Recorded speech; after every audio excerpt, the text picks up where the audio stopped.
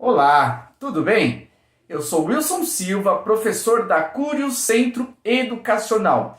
E continuando no módulo Antropologia Bíblica, hoje nós vamos para a quarta aula. Vamos falar sobre o tema depravação total, um assunto extremamente importante dentro do campo da antropologia bíblica. Esse termo foi utilizado no movimento da Reforma Protestante, aonde resgatou a realidade do ser humano a partir do pecado. Então, nessa videoaula, encerrando o módulo Antropologia Bíblica, nós vamos tratar acerca dessa importante temática.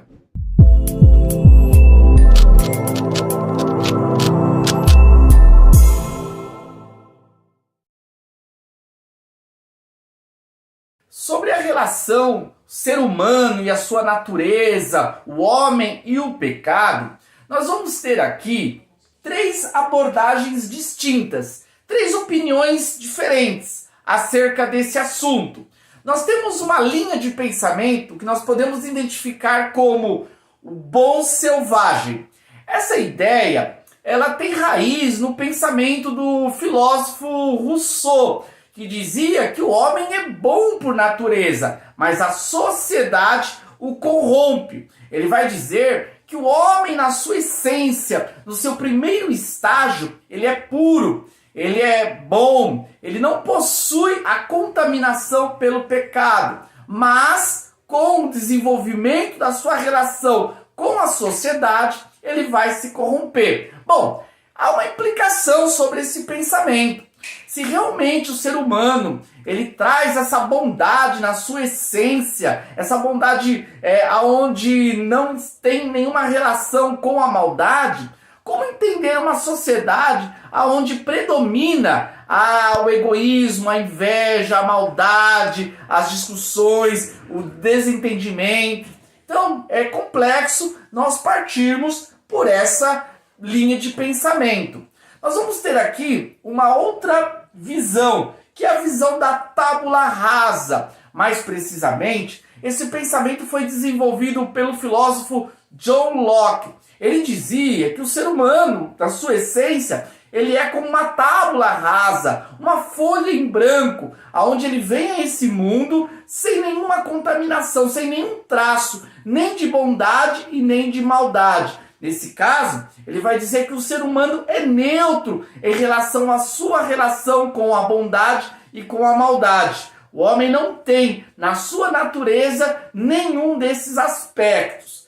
E aí, nós vamos entender que o ser humano ele é simplesmente uma construção daquilo que ele vai vivenciar as suas experiências e a partir dali construir a sua natureza. Também é muito complexo nós partirmos por essa linha, porque nós podemos perceber que da onde vem o desenvolvimento dos ciúmes, da ira, da inveja, do egoísmo, que são coisas que vão se desenvolvendo naturalmente com o passar dos anos, com o passar dos dias. A gente vai vendo isso na realidade humana. Então também essa neutralidade é muito complexa. É ignorar a questão de uma realidade tão presente que é a maldade dentro da natureza humana. E aí nós vamos ter uma terceira linha, a linha da depravação total. Essa linha ela reconhece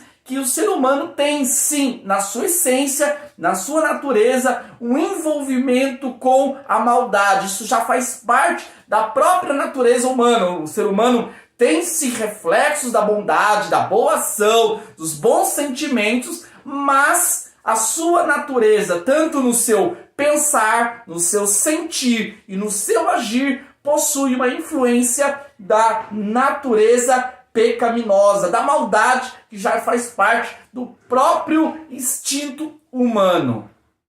Bom, mas afinal, o que dizem outras correntes de pensamento em relação a esse assunto sobre o ser humano e a sua natureza?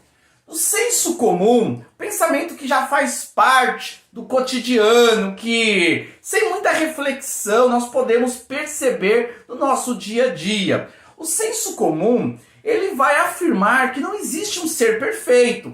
Ele vai reconhecer que dentro da natureza humana há sim os maus sentimentos, há sim as práticas ruins. Tanto é que ninguém se defende dizendo que é perfeito, que não possui maldade. Todos nós reconhecemos que em algum aspecto da nossa vida, seja nos pensamentos, seja nas nossas ações, nós transgredimos aquilo que é certo, a nossa própria consciência. Então, o senso comum vai direcionar para um pensamento de que realmente a natureza humana tem uma relação, sim, com a maldade.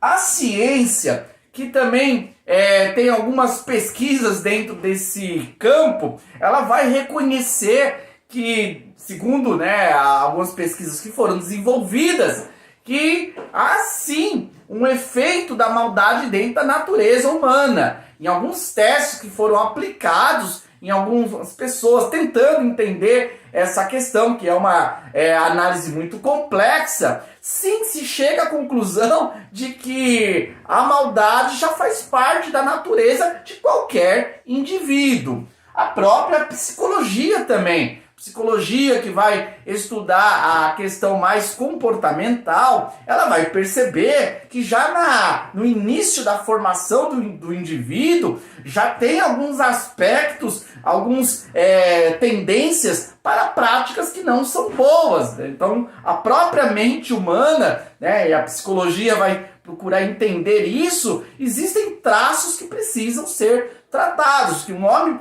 pode ser camuflado, não necessariamente é pecado, que é um termo mais do campo da religião, mas dentro da psicologia já vai reconhecer que há distúrbios dentro dos pensamentos humanos, dentro das suas próprias ações. E nós temos também a questão da história. Quando se estuda a história, a gente vai estudar, na realidade, o conflito humano. A gente vai ver que dentro do desenvolvimento da sociedade sempre houve guerras, contendas, desajustes, não aceitação das questões. Então isso faz parte dos conflitos humanos. Então a própria história mostra a maldade sempre presente dentro da natureza humana.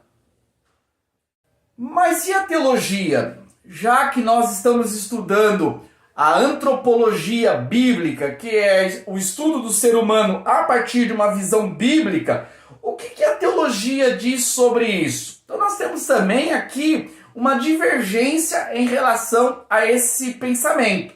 Nós temos, por exemplo, o Pelágio, que deu origem a um movimento chamado pelagianismo. Ele dizia que o ser humano, ele nasce neutro, ele não nasce com uma natureza pecaminosa, com traços da maldade dentro da sua estrutura. Não, ele nasce neutro e nessa neutralidade ele vai escolher as suas ações, se serão ações boas ou ações ruins. Eles chegam ao ponto de dizer que o próprio ser humano, isso os pelagianistas, o próprio ser humano pode atingir a sua salvação através da sua boa prática, da sua boa conduta. Esse pensamento, na realidade, foi rechaçado dentro das igrejas da época e dos concílios que existiam naquele momento, e essa doutrina realmente não prevaleceu, sendo realmente considerado como um movimento herético.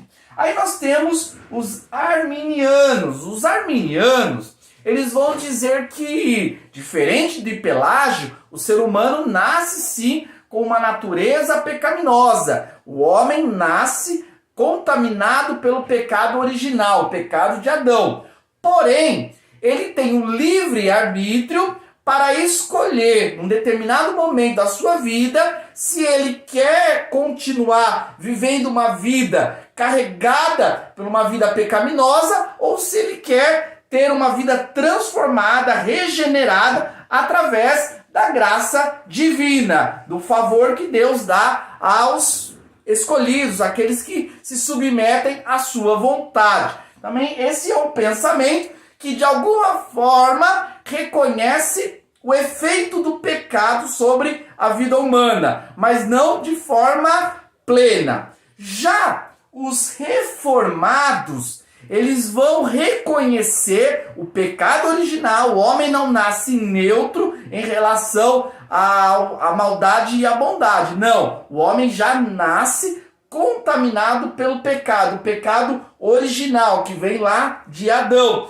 E esse pecado, ele contaminou a natureza humana ao ponto de tornar ele incapaz de buscar a Deus pelas suas próprias vontades, pelo seu livre arbítrio. Sendo assim, o ser humano, dentro do conceito reformado, ele está totalmente separado de Deus e incapaz de buscar a Deus. E totalmente submisso à graça divina para que ele mude a sua condição em relação a Deus. Então, nesse caso, o conceito dos reformados traz uma maior responsabilidade do ser humano e da sua condição influenciado pela natureza pecaminosa.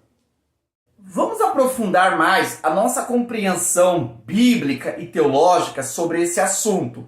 Eu separei aqui um texto que poderia ser um outro texto, porque vários textos abordam esse assunto. E todos eles, claro, vão numa mesma direção.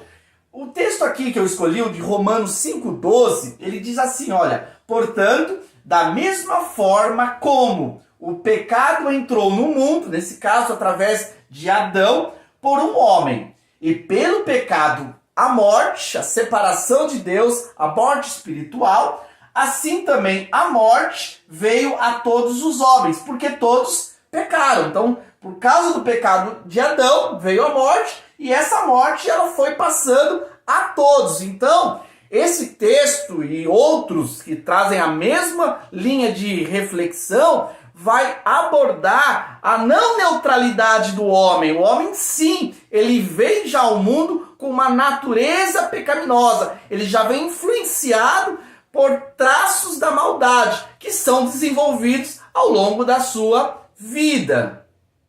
Eu separei aqui um outro texto que vai aprofundar ainda mais essa compreensão da relação do pecado sobre a vida humana. Vamos ler o texto? Que diremos então? Estamos em posição de vantagem? Paulo está falando pelo fato dele ser judeu e conhecer os oráculos de Deus, a palavra de Deus. Ele fala, esse fato de eu saber acerca da verdade, daquilo que é a palavra de Deus, isso me traz uma vantagem em relação à justiça de Deus? Aí a resposta é, não. Já demonstramos que tanto judeus quanto gentios são os outros povos, quem não era judeu era gentil. Tá? Então, nesse caso, os gentios, outros povos, estão debaixo do pecado. Então, tanto judeu como gentios, quer dizer, todas as pessoas estão debaixo do pecado. Lá o pecado de Adão, o pecado de Adão passou a todos. E aí ele vai aprofundar um pouco mais sobre o efeito do pecado sobre o indivíduo, como está escrito. Ele vai citar um texto que se encontra tanto no Salmo como no livro de Isaías. Não há nenhum justo, nenhum sequer. Não há ninguém que entenda, ninguém que busque a Deus. O pecado fez com que o homem se tornasse injusto diante de Deus e, mais do que isso, que o homem não tivesse capacidade pelas suas próprias forças, pela sua própria liberdade de buscar a Deus corretamente. Todos se desviaram, tornaram-se juntamente inúteis. Não há ninguém que faça o bem, não há nenhum sequer. Então, esse texto vai aprofundar ainda mais aquele nosso entendimento sobre a depravação total. O pecado original não somente fez com que o homem se tornasse injusto diante de Deus, que o homem se tornasse pecador, tivesse uma natureza propensa à maldade, tornou o homem ainda incapaz, pela sua própria liberdade, pela sua própria escolha, tornar-se justo ou buscar uma justificação de Deus. O homem se tornou perdido em relação àquilo que era o certo, aquilo que era a vontade de Deus. Levar a sério o entendimento sobre a natureza humana, a questão da relação homem e pecado, é extremamente importante dentro de uma visão bíblica. E a visão bíblica, ela é muito clara em relação à nossa natureza, a propensão que nós temos para o pecado, para a maldade, para aquilo que é contrário à vontade de Deus. E tudo isso, quando é compreendido, torna-se muito mais claro a questão da graça. Entender a graça de Deus se faz muito mais relevante nas nossas vidas, como quando entendemos acerca da questão da depravação total. Obrigado por nos acompanhar até aqui nesta videoaula. Terminamos a nossa quarta aula do módulo Antropologia Bíblica.